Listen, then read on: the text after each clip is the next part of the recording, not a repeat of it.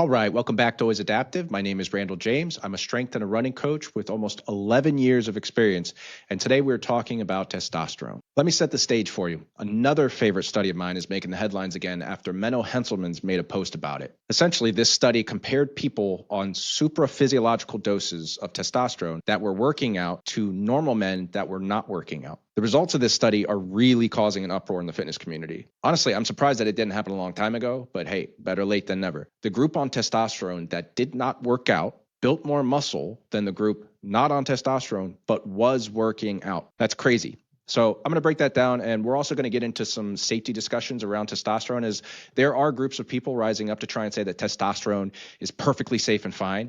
I'm going to get into why I think that's bullshit. Let me just throw a quick caveat in here first, though. If you have clinically low testosterone, I'm fully advocating for you to get on TRT. You need it. It affects so many systems, and to ignore that is wrong. I will say, however, the ones that have clinically low test treat their bodies like shit. They don't eat good food, they don't exercise, or they're overweight or obese.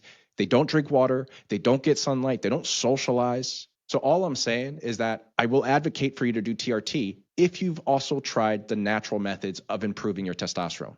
Also, if you're an older gentleman, you are excluded from this. Carry on, good sir. So the first study we're going to go over was entitled The Effects of Supraphysiologic Doses of Testosterone on Muscle Size and Strength in Normal Men, New England Journal of Medicine. This was a placebo-controlled randomized trial where researchers wanted to see how much muscle people could gain from testosterone alone, even if they didn't work out. So they split 43 healthy men into 4 groups: no exercise, no testosterone; exercise, no testosterone; no exercise and testosterone; and then exercise plus testosterone. The no testosterone groups were given a placebo, which is designed to simulate the experience of receiving testosterone. Now, there's something I have to put to rest really quickly. Some people have tried to point out that this study was conducted in hypogonadal men, meaning men with low testosterone. I have no idea where this claim is coming from, as absolutely nowhere in the methods section does it say anything about hypogonadism, and in fact, it clearly states normal men in the methods section and in the title. In fact, let's talk about what low testosterone actually means. Not just how you feel, but the numbers the doctors actually look at. First up is total testosterone. If your levels are below 300 and that shows up on 2 different mornings between 7 and 10 a.m., that's usually considered low. And yes, morning does matter. That's when your levels should be at their highest, so testing in the afternoon could give you a false low. Now, some people are trying to argue that 500 is also considered low for some people. This is where I can't discount someone's personal experience. However, if your test is over 500 and you still feel cruddy, that's likely a lifestyle or environmental issue that's making you feel that way, not your testosterone. But then there's free testosterone. That's the stuff your body can actually use. If it's under 35, most docs start getting concerned. Some labs do use a cutoff of 50, though, but 35 is a common line in the sand. The participants of both placebo groups had starting testosterones in the 500s.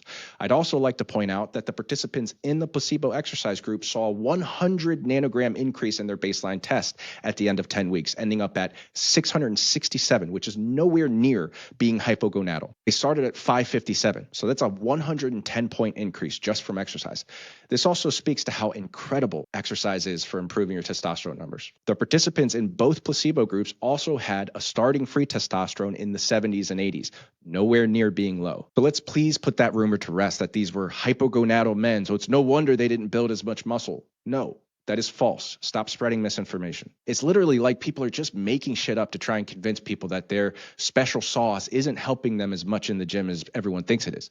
It's all just cope. It really is. I can't stand it. Now, the big caveat I will concede is that the test groups were taking supraphysiological doses of tests, 600 milligrams per week for 10 weeks. That's a lot. The no exercise group ended up at 2,800 testosterone, and the exercise group was over 3,000. So yes, these results probably would not be replicated as strongly in individuals just taking a little bit to get their test into the 800s or something similar.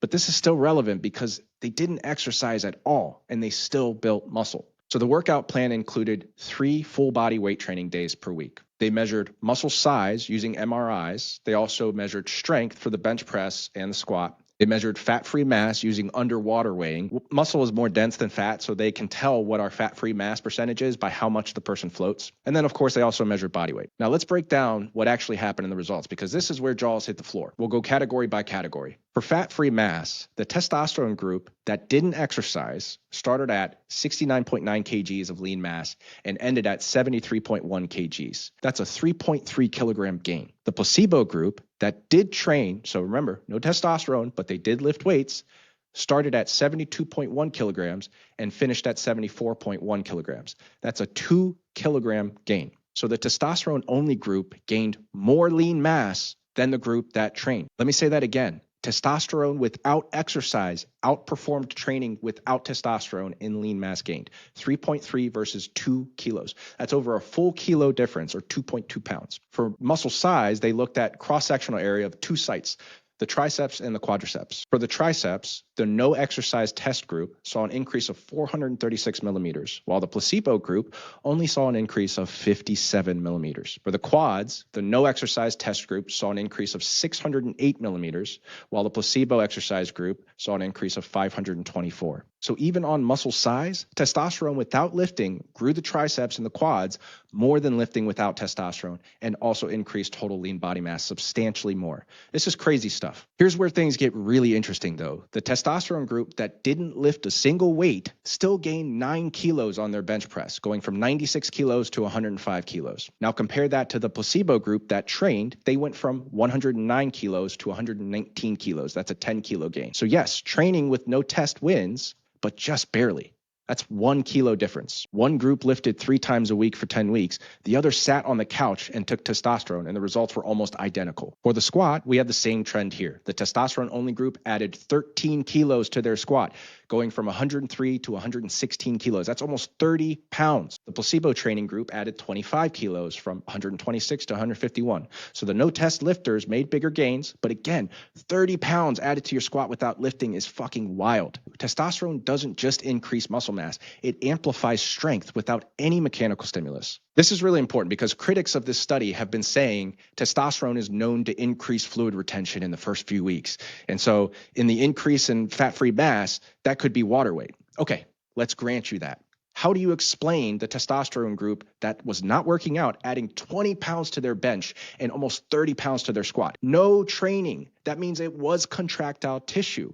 That's not just fluid buildup. So to recap, testosterone without training beat training without testosterone in total muscle mass, size, and nearly matched it in strength.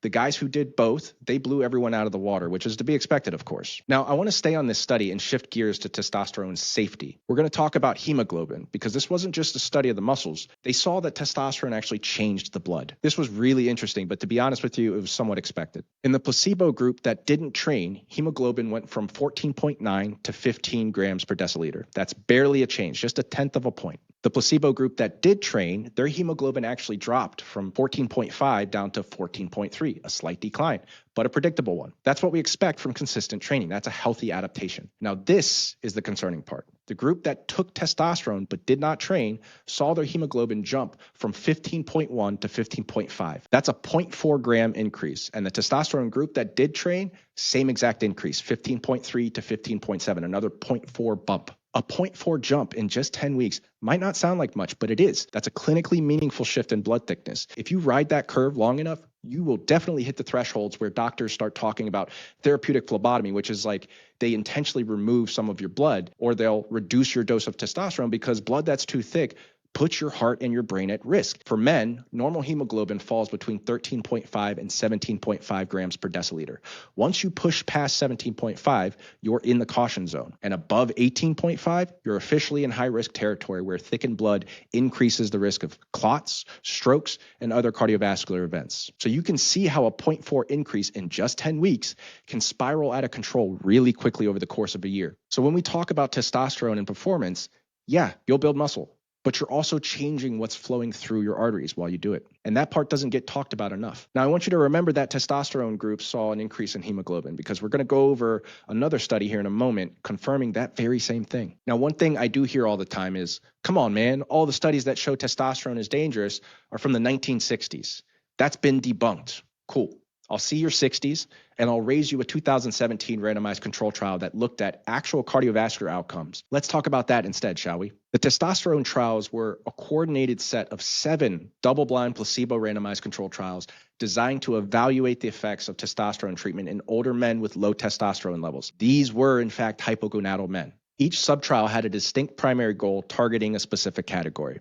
Here's the full list. We have the physical function trial, the sexual function trial, the vitality trial that looked at fatigue, the cognitive function trial, the anemia trial, which looked at hemoglobin, the bone trial, and the cardiovascular trial, which looked at coronary artery plaque. They also kept track of adverse events to see if therapy increased risk of things outside of cardiovascular disease. This is from the cardiovascular arm of the testosterone trials, which is one of the most tightly controlled studies we have on this topic, entitled Testosterone Treatment and Coronary Artery Plaque Volume in Older Men with Low Testosterone. Researchers looked at non-calcified plaque volume, which is the dangerous soft plaque that's more likely to rupture and cause heart attacks, not the old, hard, calcified stuff that just sits there. They also measured that, but we'll get into that in a moment. After 12 months, the testosterone group saw an increase of 54 cubic millimeters in non-calcified plaque volume. Meanwhile, the placebo group only increased by 14 millimeters. That's a 40 millimeter difference. For comparison, someone with untreated diabetes or advanced cardiovascular disease might see 30 to 50 millimeters of new plaque in a year. That's bad, but it's expected. These guys weren't high risk. They were on testosterone therapy, and they saw a 54 millimeter increase. That puts them right in the danger zone, and they got there fast, not from lifestyle, but from the treatment. Some other subtypes of plaque that they measured showed the exact same thing. They measured low attenuation plaque, which is considered the most unstable. The testosterone group saw an 8 millimeter increase, while the placebo group saw a 3 millimeter increase. They measured fibrous fatty, which is less prone to rupture, but still very concerning. The testosterone group saw a 12 millimeter increase to the placebo group's 2. They also measured fibrous, which is even less prone to rupture. The testosterone group saw a 31 millimeter increase to the placebo's 7 millimeter increase. And they also measured the dense calcium. That's the most stable. That's what I was talking about earlier. The testosterone group saw a 17 millimeter increase to the placebo group's 11 millimeter increase. So the testosterone group saw a considerable increase in literally all types of plaque that were measured, sometimes 4 to 6 times as much as the placebo group. So I really hope that this is setting off some alarm bells in your head if you're the type of person considering getting on testosterone when your numbers are already pretty stable. Lastly, I want to go through some of the adverse events from the study. Hopefully you remember that the testosterone groups in the first study saw an increase in hemoglobin. This study was entitled Lessons from the Testosterone Trials. At the end of those trials, they compiled a list of adverse events and compared the placebo group to the testosterone group. Let's start with PSA, or prostate-specific antigen. PSA can increase in response to many different things, but most notably prostate cancer and prostate inflammation or infection. The testosterone group saw 23 men with an increase in PSA of greater than or equal to 1 nanogram per millimeter, where the placebo group only saw 8. That's 3 times as many men. I'm highlighting this because another thing people try to debunk is that testosterone affects your prostate in a negative way. Again, just people coping and justifying their use of testosterone. They'll say, oh, it has no effect on the prostate. Clearly, there is some effect on the prostate from looking at this study. And then lastly, we're going to look at hemoglobin again. We know testosterone increases red blood cell production. But in this study, 7 men on testosterone crossed 17.5 grams per deciliter, which, if you remember what I said earlier, that's considered a red flag for blood viscosity, clotting, and cardiovascular strain. The placebo group, 0.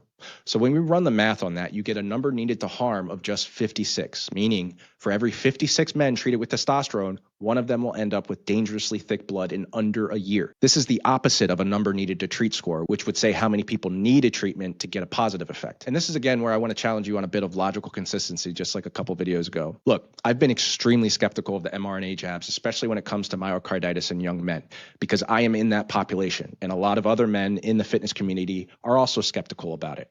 It's not a conspiracy theory. It is a documented signal. I think those risks were downplayed. And if you're a healthy athletic guy in your 20s or 30s, you had every right to question whether it made sense for you. I still have major reservations there. Let's compare these, though. The number needed to harm for myocarditis after the jabs is somewhere between 1 in 5,000 to 1 in 10,000 for that age group. Let's just say 5,000 to be charitable, meaning for every 5,000 people that got the jabs, 1 ended up with myocarditis. In the testosterone trials, 1 in every 56 men developed hemoglobin levels so high they entered a red zone for stroke, clotting, and thickened blood. And these were normal therapeutic doses. These are not bodybuilders blasting grams of gear. So I find it fascinating that some of the loudest voices in the do your own research crowd ran from the jabs, justifiably so, by the way, because of a 1 in 5,000 risk, but they're totally fine hopping on TRT at 34 years old with 20 times the risk of a measurable adverse event. No questions asked. That's not critical thinking. That's selective skepticism, or it's just not thinking at all, to be honest with you. As I've said in many of my videos, I'm a fan of logical consistency, so it just makes sense. If you're worried about adverse events for the mRNA jab, you should be worried about adverse events for testosterone, even more so, and there's no getting around that. But my final thoughts are this. Again, if you have clinically low testosterone and are feeling the effects of that, do what you got to do. As long as you are taking care of the other things you know you should be, like getting sunshine, eating enough protein, exercising, both lifting and cardio, by the way, eating healthy food and not ultra-processed junk all the time, and most importantly, losing weight. If you're 80 pounds overweight, yes, you're going to feel like shit. And if you're old and on test, disregard this message. Or not. Maybe this makes you reconsider your options. I don't know. But if you're in your 20s or your 30s and your numbers are 500 plus, and you're trying to say not only that 500 is too low, but that testosterone doesn't help you in the gym and you still have to put in the hard work, you are coping. You are also coping if you're trying to say that testosterone is completely safe. Nothing is completely safe, and we are not meant to have elevated levels of testosterone day and night. Our levels naturally drop and rise in response to many different things, and we just don't know the effects yet of having them high all the time. But yes, you still have to work out to obtain an amazing physique. But I think what this video has shown you is that you can follow a pretty terrible program and still make more progress than someone that is natural and follows a great program working harder than you. I'm all natural, by the way. Could you imagine if I got on testosterone? It is literally a cheat code. I'm 188 pounds this morning at about 13.2 to 13.5 body fat percentage. I kind of hover around there. If I took test, I would instantly gain 20 pounds of muscle and my body fat percentage would drop down to maybe like 10. My running would improve. I would be fast as fuck. All of my lifts would see huge jumps. It is literally a cheat code. Just be okay with that and own it. Own the fact that you're taking tests and it's helping you. That's fine. Honestly, I respect the guys on YouTube that are wide open about their use and its effects, both positive and negative. Just be honest. That's all any of us want. But that's it for me. If you found this video helpful or you just enjoyed it, consider leaving me a like or a comment or both. It helps out the algorithm very much, and I appreciate it. I also appreciate you sticking around for so long, and I can't wait to see you at the next one. Once again, my name is Randall James. I'm a strength and running coach, and this is Always Adaptive, a business born from the idea that you are always adapting, literally right now. Whatever you're doing, whether you're sitting or you're standing, that is an input that you are adapting to. The food you put in your mouth, you are adapting to that. The testosterone you inject, you're adapting to that, perhaps in a maladaptive way, as I've shown in this video. So control your inputs, and you can control your life. I will see you at the next one. Stay adaptive.